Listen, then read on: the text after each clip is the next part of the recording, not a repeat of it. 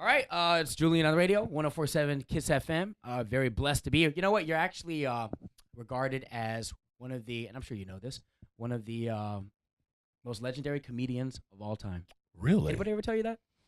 I hear it sometimes. I hear it sometimes. It's crazy. I remember where I was the youngest in the room when I started my career. Now you're the oldest. Now I'm the village elder.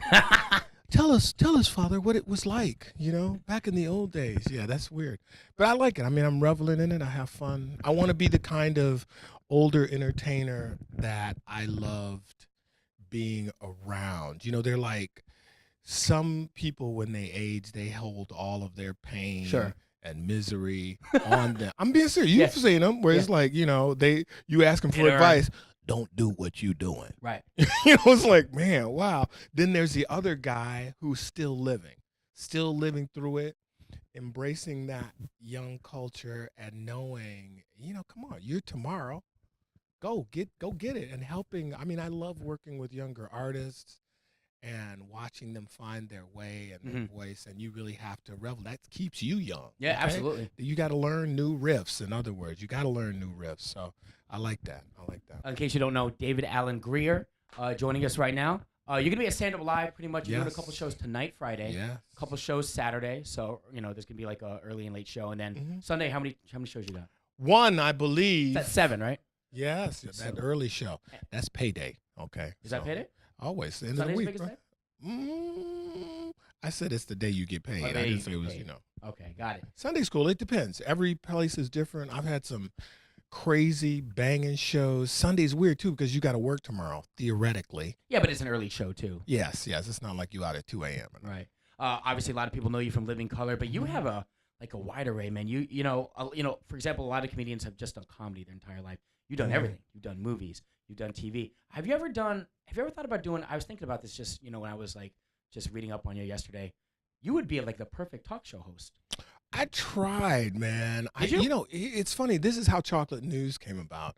Robert Morton, he and I partnered, and we were pitching this talk show because we heard that there are these networks and syndicators looking for it, and I had 2 pitches. That was the okie doke pitch, the corporate team pitch, but then I had the black version, the Chocolate News, that I really wanted to do. Sure. And it wasn't until we finally met with, I think it was Comedy Central, where I finally said, yeah, but I got this other idea. And they said, what is it? And once I pitched it, it was off and flying. But what I've been told is like, well, we want a wider appealing show. When was this? It was like 2006 is when we started pitching all that stuff and going to all of them. We pitched one place and they're like, the chick goes, well, we're thinking of a 10 a.m. mid-morning. So you're going to be talking to moms. What do you have to offer? But inside I'm like going, nothing. Are you nuts? Me mid-morning? That's not me. Yeah. But I love to converse, So in a different medium, like Mark Maron, I'm a big fan of his interviews. Howard Stern, where you just converse, you talk. You just talk, and there's no concern about time. Exactly. I love listening to those kinds of interviews. Yeah, I can see you doing that, man. So you went to Yale University, is that right? Yes, who lost to Harvard. Can you believe that? No. I can't either. Well, you're talking to a guy that barely graduated college. So when I saw... What? Yeah, dude, you went to Yale. That's impressive to me. But let me ask you something. Sure. You're Asian. If you flunk out in school, is there a lot more pressure? Did your parents just be like, dude, come on, man, you letting the whole stereotype down? I'll be honest. It was a disappointment because my parents first, the stereotype is try to get you into good school, right? Teach you the violin, all that stuff. Right. And then after they saw me just seeing that school really wasn't for me, honestly, I think they just kind of gave up. But here's funny. I listened to this woman. She was talking about her parents, Asian, came from China, right? Dad came. He opened a grocery store. He didn't know anything about America. He just looked it up. and said, what is the best college in the world? I said, Harvard. So he said, well, that's where you're going. So it's very pragmatic. You know, it was like, I want the best too. So she said her father just put that up on the wall, said, this is where you guys are going. That's where they ended up going, you know, because it was very simple. What's the best car to drive? You know, Ferrari. Well, that's what I'm going to get. You know? So I'm down with that. You have a daughter that's yes, I do. She's half Korean? Lulu, yes. So do you adopt a lot of the Korean culture? Do you know what I mean? Here's what it is, man. Korean food is so good. Oh, it's the best. It is so good. What do you love? Bulgogi? Oh, yeah, Korean barbecue, but also I made some kimchi because I'm really into cooking. The point I'm getting to is I still shop at the Korean market. I'm making my own soy sauce. I have this food blog. So when I go in there, all the Korean women follow me around and they're sitting there laughing and giggling and poking each other when I bring out stuff, you know, when I bring out my produce, and they're like, I'm like, what? And it's like, wait, is it because they're surprised that you're in the store? Yeah, they're going, you first of all, they think, oh, here's a black man who has a Korean wife, number one. Right. Number two, he's doing the shopping, which is what women are supposed to do. Sure. So she's clearly broken him off, you know, and so, you know, they're drawing all these conclusions, but the wife left. And I kept the cuisine because I love Korean food, and so that's really why I'm there. So I go, and also you have different produce, different things to eat. It is just an amazing cuisine, so distinctly different from Japanese, Chinese, any other Asian, any other world cuisine, and it's really coming into its own now. So the Koreans have it down on the grub. For your comedy shows, and I'll be honest, it's gonna be my first time seeing you this weekend. Mm-hmm. Do you encompass all that? Like, basically, did you talk about? I talk about my life. I talk about my daughter, and I did talk about some things. You know, some things. I mean, I try to protect my family too. You know, but I talk about a lot of stuff. I mean, it's not going to be page by page, but I do talk about a lot. You know, we have moved on from that. That was a while ago, but yeah, you know. Definitely. But pretty much everything that's going on. Yes, in my life. It's David, update. We even talk about, I'll just throw something at you. We talk about random things like, you know, Justin Bieber. Talk about him. I have nothing. Were you at the roast? To say about Justin Bieber. No, I didn't see it. What's not on, it's going to be at the end of this month. But what do you think about someone like that? Do you have any thoughts on someone like that that's, you know, organized a roast? And obviously... Well, he's like a 20 or something, he's 21. Right? Yeah. Well, first but it's of all... a political move. Did he organize it? I don't know, but I know that, you know, I was reading a lot of, you know, what a lot of comedians had to say about it. Hannibal Buress said it best. Mm-hmm. He said that, listen, bro, I see right through this. This is a political move to try to make yourself look better in public. But you know what? I'm not going to, you know, I'm riding with you because it helps my career better. Mm-hmm. I'm not riding with you because I like you. No, apparently nobody liked him. Yeah. Okay. But I think a lot of things with these roasts, it sounds like a good idea. Mm-hmm.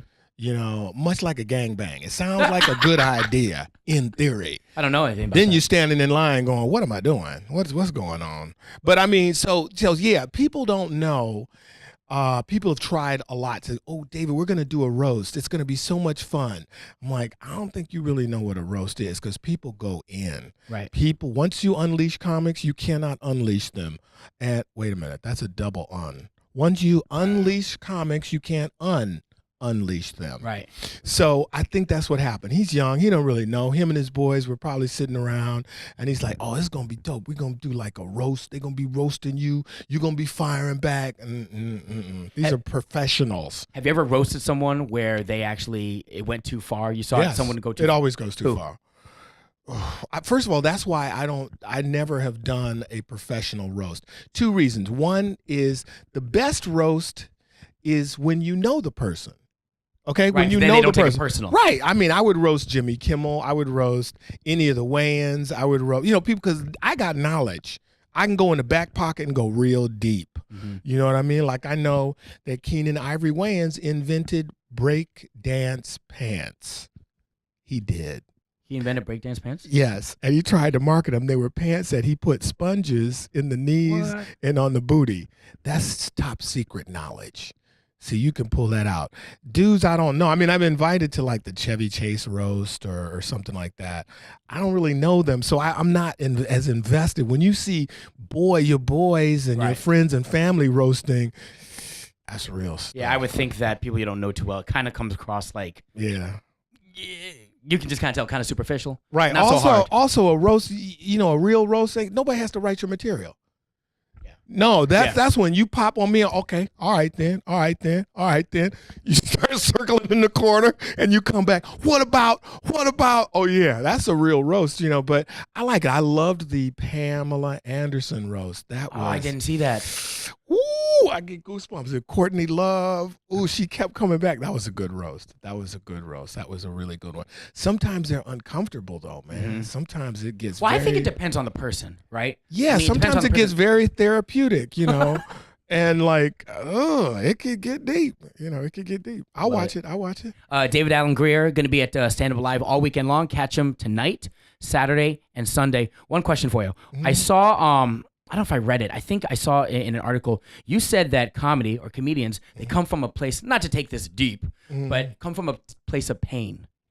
Well, yeah. From a place of hurt. Well, here's the deal. I mean, it's a comment. It's not like it's a breakthrough statement, but a lot of it is, as a young kid, I was a class clown. And once you get that laughter, it's a way of evening the score, evening the playing field. I can make you laugh and bringing yourself up. It's usually not the biggest, strongest, good looking. So like Tom Brady, I'm sure he wasn't, I'm going to make you laugh. No, he's other attributes. It's always the kid who's like, I have to find something. I can't beat your behind. I can't run faster than you. Yeah. I don't look better than you. Let me get these jokes off. So I think a lot of it comes from that. And also finding comedy, you have to mine, hopefully, your pain, your life, your existence, the stuff you went through. I remember when Adrian Peterson, he got busted, and comics, were doing material, and I just started writing down all of the things that I was spanked and hit with. It wasn't funny. It was like a page. Right. It was like everything in my house. Now, I don't think I was abused or anything, but it was just a matter of fact. I mean, I got hit with this. Yeah, but looking at it, that's a painful list. I've never hit my daughter. I've ignored her till she loses all sense of self, but I've never hit her. I've always wondered, like comedians, how do you make a decision on what's funny and what's not? At this point in the game, obviously you're a vet, so you probably have it down pat, but in the beginning, do you get what I'm saying? Yeah, I think it's harder now just because with Twitter, with social media, everything is judged, especially if you're a well-known performer. I remember I was in a club in Florida, and this guy's a superstar. It doesn't matter the name. And some kid goes, yeah, so-and-so was here last week. You're funnier than him. And I'm like, yeah, I'm funnier because my jokes have been honed for 7 years. He's funnier than me because he's trying to break his next act. So in other words, he's breaking new material. This dude sat in the crowd? No, we talked after the show. Okay. But I'm saying that's what it requires. You still have to go up and break this new material. That's where you find out if it's funny, and you sculpt and you shape it. There's no shortcut to that. You can't do it at home. Oh. You got to get in front of an audience and just work those ideas out. So for every 2 or 3 pages of new jokes, there may be 2 or 3. Are you still doing that? You have to. Yeah. Not enough, but sure. That's how you build an act. So you throw all this stuff out, now you can take those and you keep going. And it takes time. And it's like an athlete or anything else, you have got to work. You've got to work it and find that new stuff. Yeah. Unfortunately, people critique. I mean, you do like an open mic now and they're like, so-and-so tried this joke about 9/11, and they're like quoting the joke. So you don't really even have that luxury of experimenting. I ask you because I tried comedy one time. One time, only once? Well, here's why. At a place called Zanies. I don't know if you ever heard of it on Wells. I played there. So a guy named Bert Haas, the manager, let me up. Okay? Yeah. And he thought because I was a funny guy, I'm a goofy guy, and just what you said. You said if you're like to crack jokes, you're the class clown. I thought, well, I could do this, right? Didn't plan it out. Here's the thing, and for anyone watching that, loves comedy or wants to be a comedian, the hardest part is the ending. I call it the crescendo. Mm-hmm. Well, I don't, and I don't want to get too nitpicky for people that are watching, but I just don't know how to end stuff. Right. End the bit. You know what I mean? That takes practice. It takes like anything else that you want to hone. You got to keep going, and that means, when I first started comedy, I would tape everything, and there would be times like one night it would kill. And we would do like 4 or 5 clubs a night. Oh, and then the second club, I'd be like, man, crickets. And I would go home and I'd listen to these tapes pretty much the same. One audience would laugh, one audience wouldn't.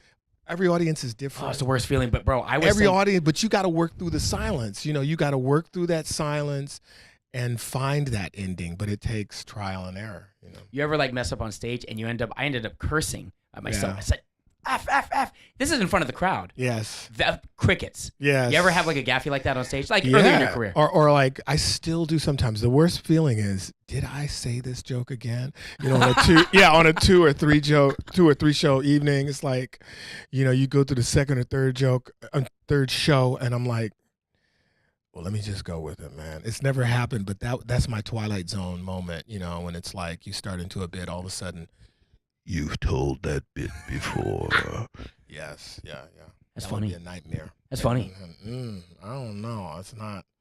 It wouldn't be funny if it happened. I'm gonna check you out Sunday. All right, cool. So am I gonna hear the same joke twice?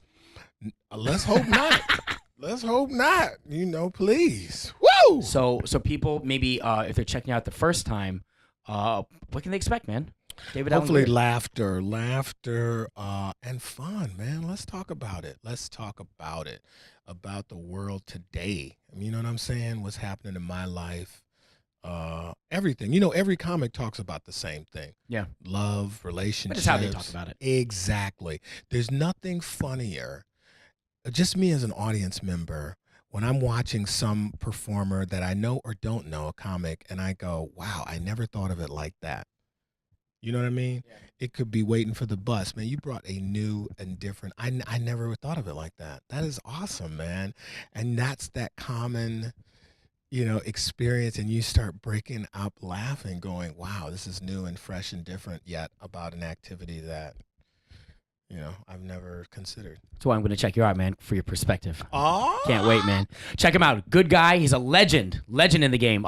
David Alan Grier, standuplive.com. Check him out. 2 shows tonight, 2 shows Saturday, and then that Sunday show, 7 o'clock. Right. David Alan Grier, thanks a lot, man. Thank you. Appreciate it. 104.7 Kiss FM.